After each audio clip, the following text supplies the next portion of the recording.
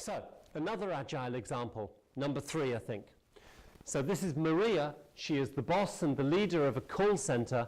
She's a call center manager responsible for 17 people. These are agents, and they are contracted to work between 9 and 5. And these agents arrive at 8:59 and leave at 5:01 absolutely latest. Yeah? They have 15 minutes for break, 45 minutes lunch, and 15 minutes for a break, a very rigid environment.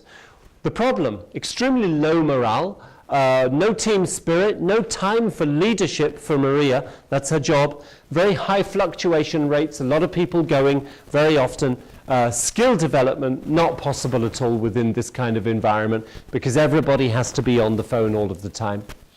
So Maria implemented a long-term stand-up process. The word stand-up is a specific piece of terminology defined to describe a specific type of meeting. Yep, you guessed it, a stand-up meeting where people don't sit down.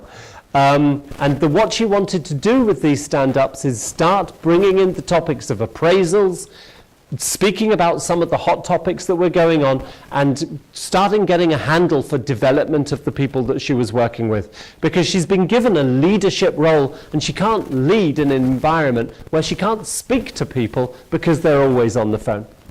So here is her structure. This is her team topic stand-up structure. Yeah? Get a load of this. From 9 until 9:05, that's 5 minutes.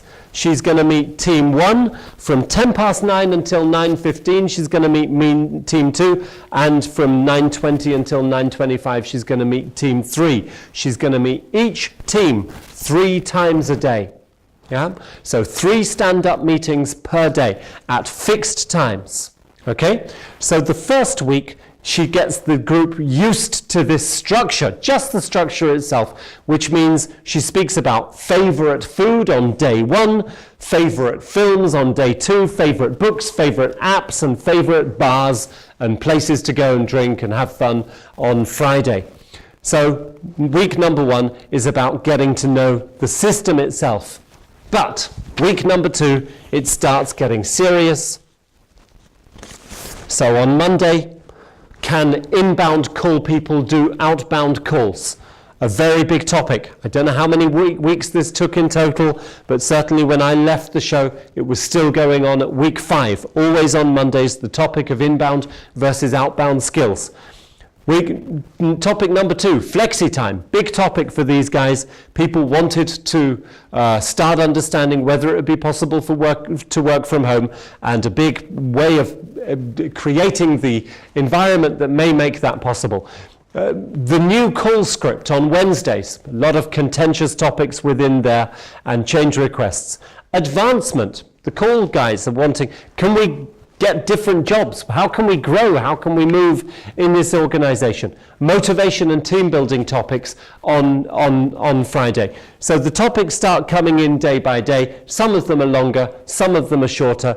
The call system, the stand-up process takes place every day without fail. In the first week, they hated it. In the second week, they hated it. Hey, in the third week, they probably hated it as well, but there's no argument and there's no question of whether a stand-up happens, because rule number 1 is the stand-up always happens, and rule number 2, if for some reason you can't be at the stand-up, see rule number 1, because the stand-up always happens. In the ideal world, and you get there quite quickly, the stand-up happens without you as the manager being there. That is the goal, to make sure that the communication in this variation happens again and again and again. This is an agile process. It's an agile solution because we are increasing the frequency of meetings and we're decreasing the duration, and that gives us something that is a very, very interesting structure to work with.